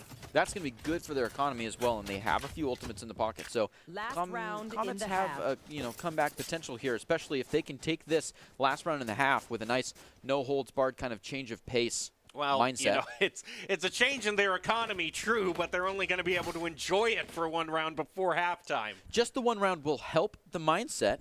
I'm trying to give them the benefit of the doubt here, sure. Right? Best case scenario, Comets have a great round here that really energized them into the the pistol round. They play better on attack with that pistol round, and they're able to get the typical 3-round snowball. play? And then we're Let's looking play. at well, first of all, if they take this, they have the 9-3 advantage. Yeah, the 9-3 curse. There is that. You want to force the flares into that. Then they'll be looking at a great 9-6. Ooh, I Kavito. thought it was around the corner there. So did I. Kavito might have had a really good pick there, but doesn't look like they're quite going to take it. And at the worst time, a total solar eclipse blacks out everything.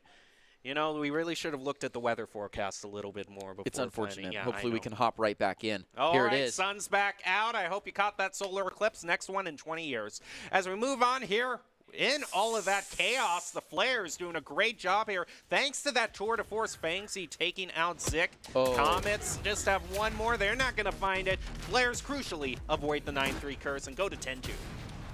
Yeah, which means the Flares just need to take this first round, and then they've got a nice, an interesting pace, because when you only have, you know, last mistake in the bank and you've just lost a pistol round, you don't have, like, any economy at all, it's going to be an uncomfortable position for the Comets if they lose this round. So they have got to take this. They have got to do something tricky. And if something tricky just means everyone going A short, could be a rough game. I'd like to see something fresh, something new. I'd like to see a timeout so that they can talk about what's going on, but it's all right. Yeah, I think that ship has sailed. I think it has Probably as well. like that along with Yoru. Yoru's on that ship, and both are sailing out into the right horizon. away. It's okay. They'll be back next week, I hope. Bring timeouts back. Been sent to a nice training ground upstate. Okay, it looks like they're considering a move into hookah, but that smoke goes very far. Actually scares off one of the Flares players. This is a good look for the Comets as they start to smooth right into B site. Oh, fortunately, we don't get the eyes for it. We're watching Fangsy hold this bath. He finally gets to rotate. He's on the wrong side of the site. 3, and the Flares are holed up in that elbow U-Haul area. Oh, it's a shock dart! Excellently played prior.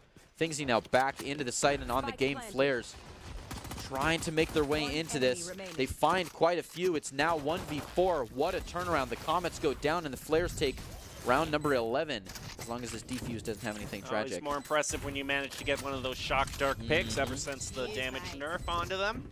Yeah, it is. That means good aim, not just good, you know, positioning.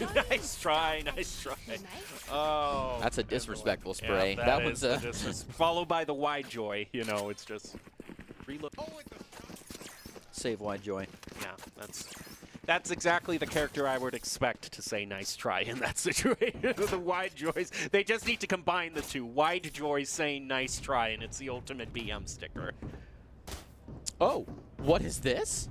A timeout. Well, a timeout. Oh, okay.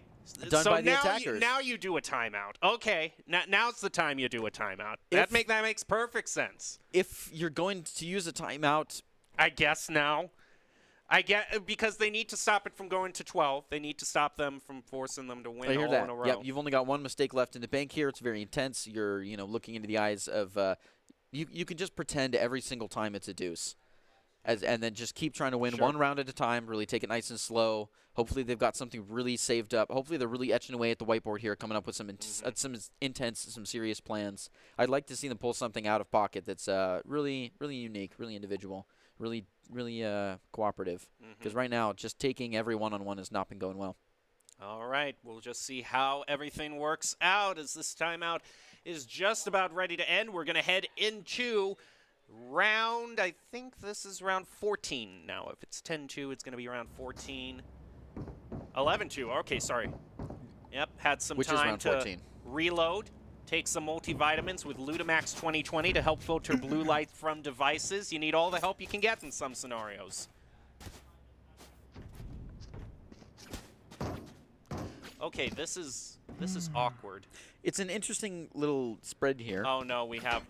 Oh, so what you're? Wait, no, what are you even thinking of? What? Did they say knife B or something? No, they said, "Hey, can we pause? I want our friend, can my friend watch the game?" It's a sub. Oh, we're pausing. No. It's pretty. Unfortunate. The answer is no. Okay, no. Okay, no.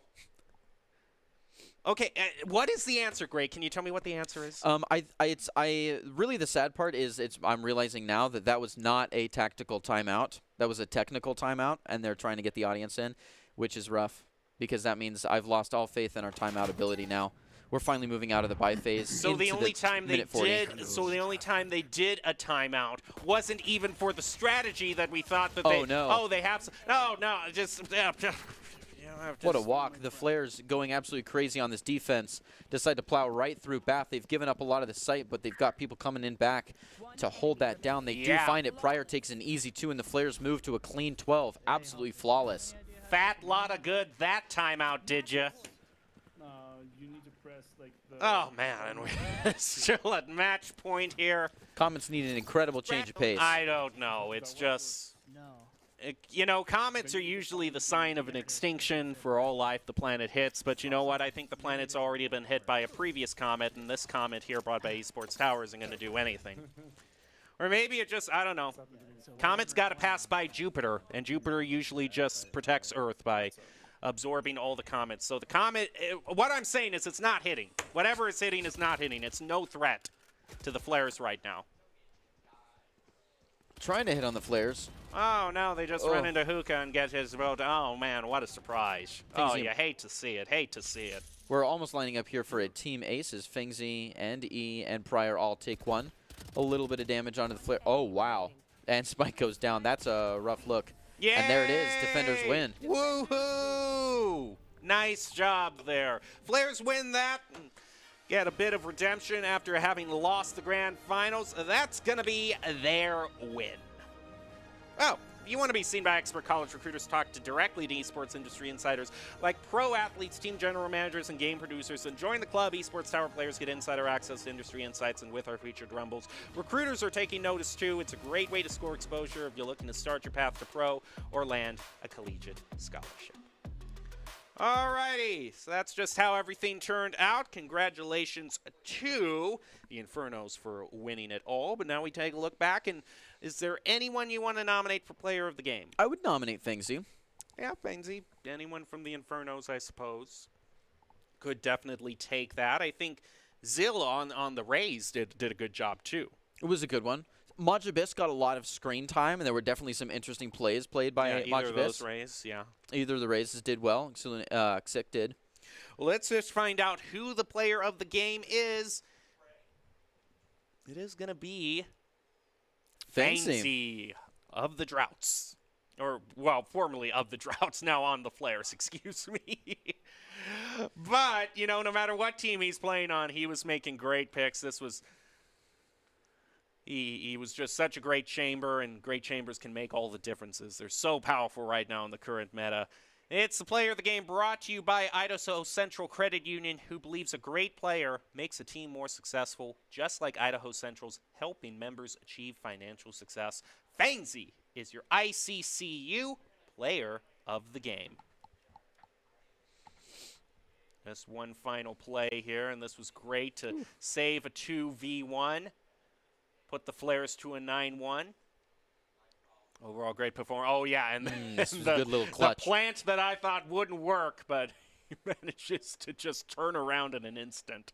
The second time a last-second clip on the Master wins the round. All righty. Any final thoughts did you have, Old Soul? Communicate a little bit more. Really synergize that utility. Don't dry peek. Use the utility. Use the utility, period. Use it together for bonus points. And if you really want to win the game, talk about it first. Alrighty, that's going to be it for tonight. We will come back at you with a fresh bracket and fresh Valorant tournament next week. It will be week 2 of the Spring Rumble for Valorant, so you're not going to want to miss that. But now, we'll leave you with the top 5 plays of the game brought to you by the Idaho Army National Guard, who invites you to take your impressive critical thinking skills into real time. More than 10,000 jobs offering a $20,000 bonus and your degree of choice paid for. Idaho Army National Guard is one of the best teams to join out there. Reach out to them on Twitch at iGuard Gaming. Thank you for watching. We hope you have a great evening.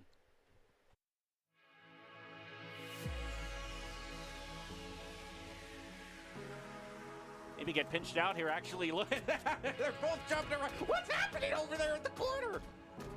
Extension just looking for anything right around the corner here. Master takes one on a Kavito. A good flash, but You can only flash in front of you. When there's people to the side, you don't have a lot of options. Look Master. at how... Oh, so close. Master just working the timer. T holding the lines. Secret's looking for any sign of anyone. Ooh, he sees that arm and he takes it. That means the smoke goes down. T now shown. Gonna wrap back around, takes him through the corner, and some quick defuse might bring him to a 12-11. You have them. They're free to use. If nothing else, for a back to break the glass of water, kind of just reset the mindset here when you have a real boulder to roll up the hill like this 6-1 the Comets are looking into. Thingsy. Oh, that's so aggressive. Wow. Coming around the mountain.